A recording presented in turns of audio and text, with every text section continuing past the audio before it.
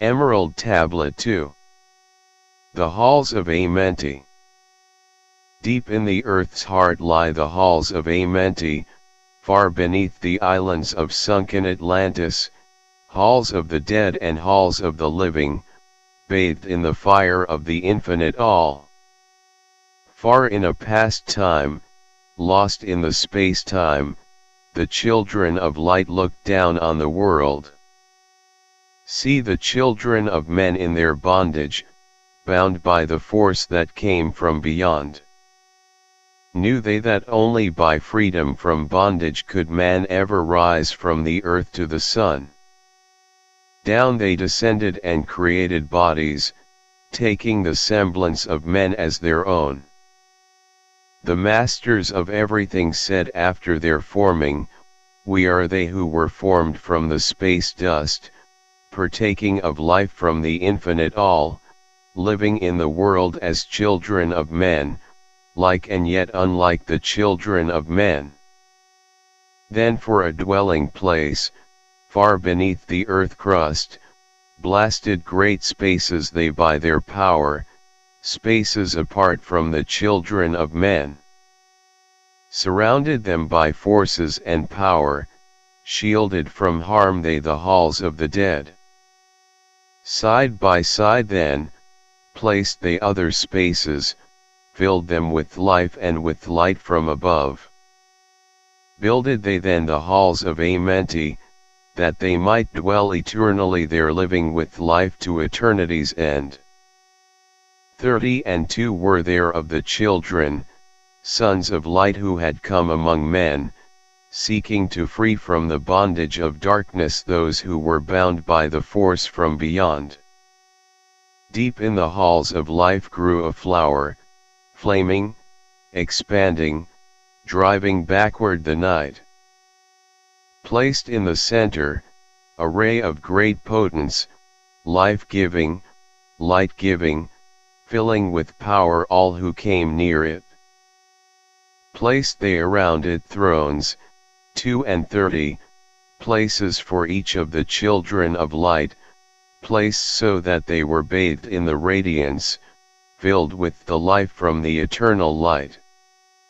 There time after time placed they their first created bodies so that they might be filled with the spirit of life. 100 years out of each 1,000 must the life-giving light flame forth on their bodies, quickening, awakening the spirit of life. There in the circle from eon to eon, sit the great masters, living a life not known among men. There in the halls of life they lie sleeping, free flows their soul through the bodies of men. Time after time, while their bodies lie sleeping, incarnate they in the bodies of men. Teaching and guiding onward and upward, out of the darkness into the light. There in the hall of life, filled with their wisdom, known not to the races of man, living forever neath the cold fire of life, sit the children of light. Times there are when they awaken, come from the depths to be lights among men, infinite they among finite. He who by progress has grown from the darkness, lifted himself from the night into light, free is he made of the halls of Amenti, free of the flower of light and of life. Guided he then, by wisdom and knowledge, passes from man, to the Master of life. There he may dwell as one with the Masters, free from the bonds of the darkness of night. Seated within the flower of radiance sit 7 lords from the space-time above us, helping and guiding through infinite wisdom, the pathway through time of the children of men. Mighty and strange, they, veiled with their power, silent, all-knowing, drawing the life force, different yet one with the children of men. Yes, different, and yet one with the children of light. Custodians and watchers of the force of man's bondage, ready to loose when the light has been reached. First and most mighty, sits the veiled presence, Lord of Lords, the infinite nine, over the others from each cosmic cycle, weighing and watching the progress of men. Under he, sit the lords of the cycles, 3, 4, 5, and 6, 7, 8, 9, each with his mission, each with his power, guiding, directing the destiny of man. There sit they, mighty and potent, free of all time and space. Not of this world they, yet akin to it, elder brothers they, of the children of men. Judging and weighing, they with their wisdom, watching the progress light among men. There before them was I led by the dweller, watched him blend with one from above. Then from he came forth a voice saying, Great are you, Thoth, among children of men. Free henceforth of the halls of Amenti, Master of life among children of men. Taste not of death except as you will it, drink you of life to eternity's end. Henceforth forever is life, yours for the taking. Henceforth is death at the call of your hand. Dwell here or leave here when you desire, free is Amenti to the Son of Man. Take you up life in what form you desire, child of the light that has grown among men. Choose though your work, for all souls must labor, never be free from the pathway of light. One step you have gained on the long pathway upward, infinite now is the mountain of light. Each step you take but heightens the mountain, all of your progress but lengthens the goal. Approach you ever the infinite wisdom, ever before you recedes the goal. Free are you made now of the halls of Amenti to walk hand in hand with the lords of the world, one in one purpose, working together, bringers of light to the children of men.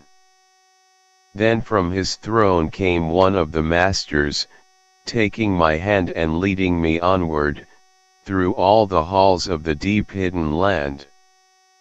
Led he me through the halls of Amenti, showing the mysteries that are known not to man. Through the dark passage, downward he led me into the hall where sits the dark death. Vast as space lay the great hall before me, walled by darkness but yet filled with light. Before me arose a great throne of darkness, veiled on it seated a figure of night. Darker than darkness sat the great figure, dark with the darkness not of the night. Before it then paused the Master, speaking the word that brings about life, saying, O, Master of darkness, guide of the way from life unto life, before you I bring a son of the morning. Touch him not ever with the power of night. Call not his flame to the darkness of night. Know him, and see him, one of our brothers, lifted from darkness into the light.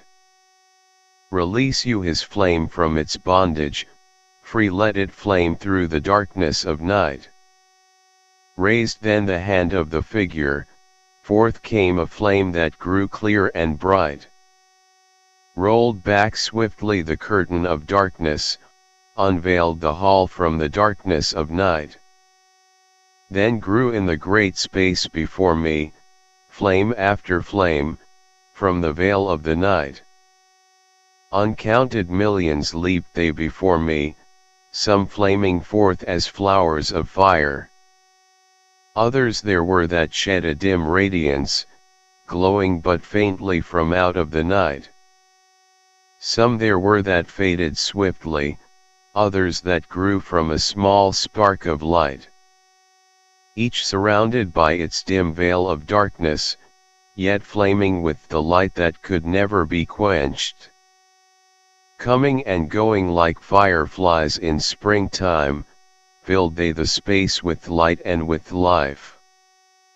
Then spoke a voice, mighty and solemn, saying, "These are lights that are souls among men, growing and fading, existing forever, changing yet living, through death into life. When they have bloomed into flower, reached the zenith of growth in their life, swiftly then send I my veil of darkness, shrouding and changing to new forms of life. Steadily upward throughout the ages, growing, expanding into yet greater flame, lighting the darkness with yet greater power, quenched yet unquenched by the veil of the night. So grows the soul of man ever upward, quenched yet unquenched by the darkness of night. I, death, come, and yet I remain not, for life eternal exists in the all, only an obstacle, I in the pathway, quick to be conquered by the infinite light. Awaken, O flame that burns ever inward, flame forth, and conquer the veil of the night." Then in the midst of the flames in the darkness grew there one that drove forth the night, flaming, expanding, ever brighter, until at last was nothing but light. Then spoke my guide, the voice of the Master, "See your own soul as it grows in the light, free now forever from the Lord of the night."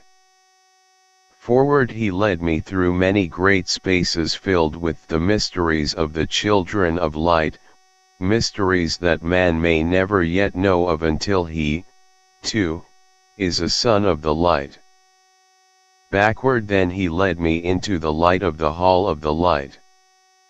Knelt I then before the great masters, lords of all from the cycles above. Spoke he then with words of great power saying, "You has been made free of the halls of Amenti. Choose thou your work among the children of men." Then I spoke saying, "O, great Master, let me be a teacher of men, leading them onward and upward until they too, are lights among men, freed from the veil of the night that surrounds them, flaming with light that shall shine among men." Spoke to me then the voice, "Go, as you will." So be it decreed. Master are you of your destiny, free to take or reject at will. Take you the power, take you the wisdom. Shine as a light among the children of men. Upward then, led me the dweller. Dwelt I again among children of men, teaching, and showing some of my wisdom, son of the light, a fire among men.